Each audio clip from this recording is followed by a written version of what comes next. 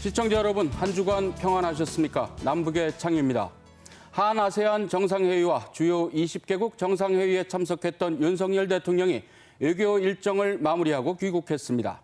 이번 대통령의 외교 시간은 단연 북한의 핵과 미사일 도발 위협을 어떻게 막아내고 풀어낼 것인가에 맞춰졌습니다. 네, 한미일은 철저한 공조 의지를 다지며 북한의 추가 도발 저지를 위한 압박에 나섰는데요. 하지만 중국은 한미일의 대응 기조와는 온도차를 내보였고 북한은 ICBM 대륙간 탄도미사일을 쏘며 한반도 상황을 계속 악화시키고 있습니다. 그럼 지금부터 남북의 창 시작하겠습니다.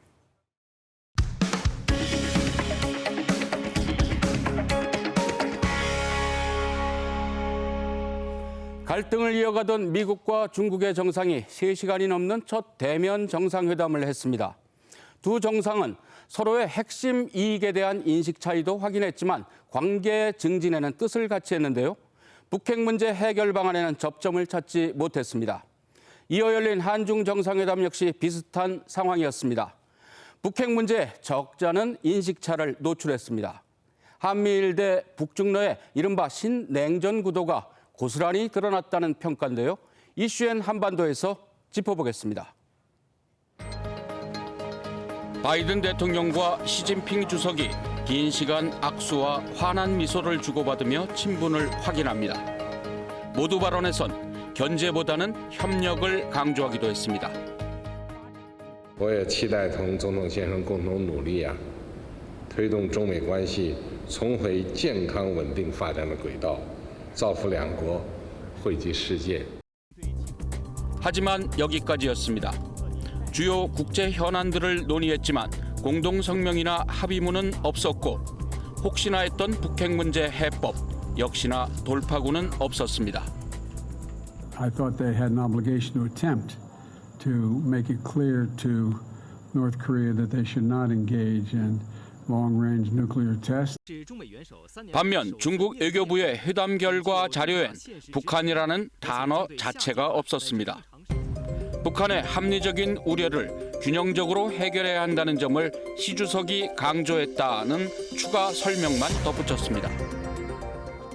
왜냐하면 미중 경쟁 구도가 격화되고 있고 중국 입장에서는 미국하고 상대하기 위해서 북한이라는 이 이웃 국가가 매우 중요한 자산이에요, 지금은. 그렇기 때문에 정상회담 끝나고 바이든 대통령도 그랬잖아요. 중국에게 크게 기대할 수 없다. 회담 뒤 바이든 대통령은 북한의 도발을 멈추게 하기 위해 추가 방위 조치를 취할 것이라고 공개적으로 밝혔습니다.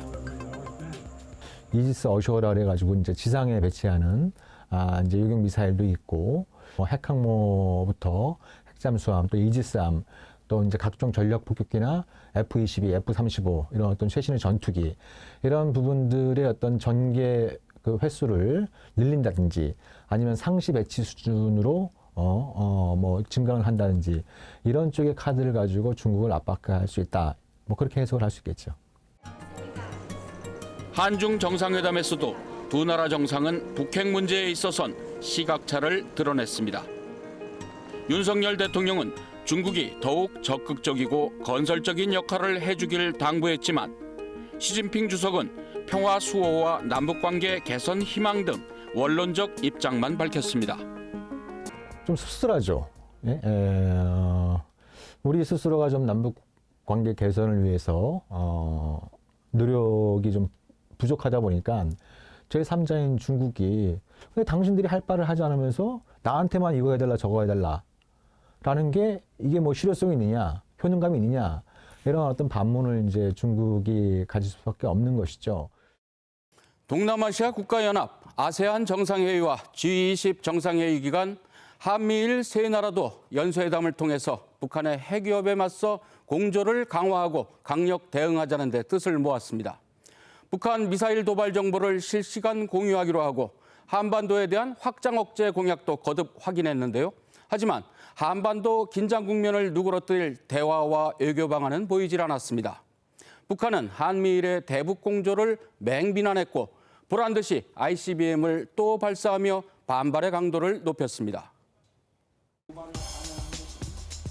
5개월 만에 또다시 마주 앉은 한미일 3국 정상.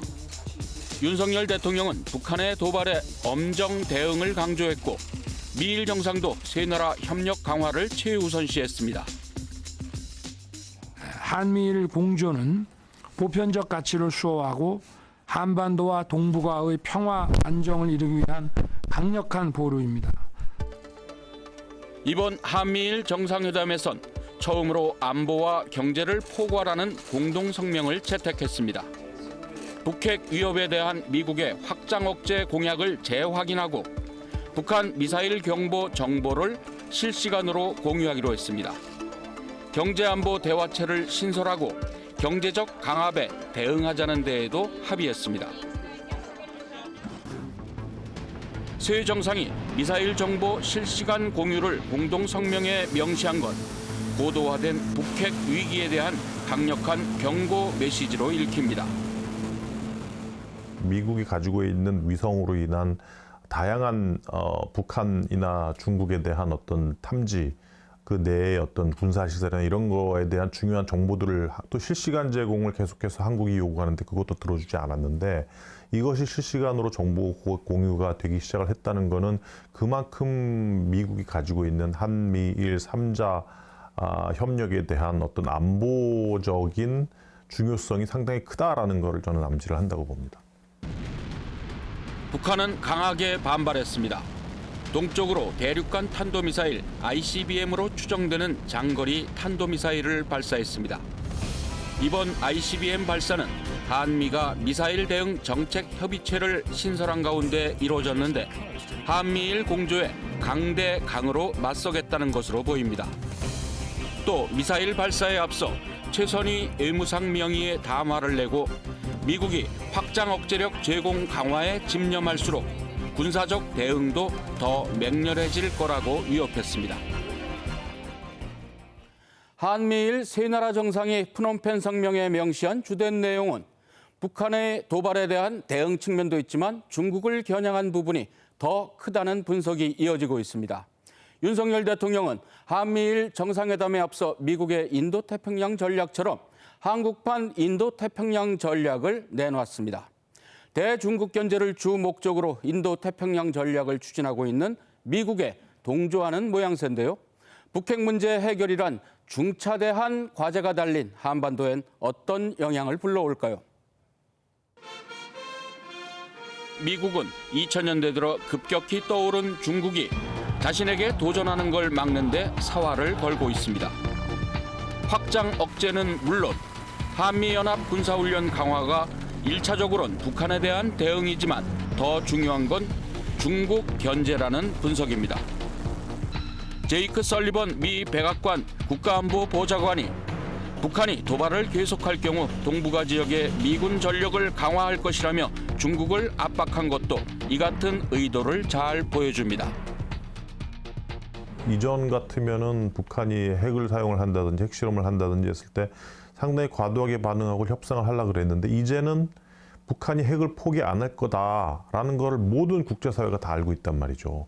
그리고 또 하나 바이든 입장에서 북한은 우선순위가 아니지만 중국이라는 우선순위에 대해서 대응을 하기 위해서 북한을 사용을 할 수밖에 없는 거죠.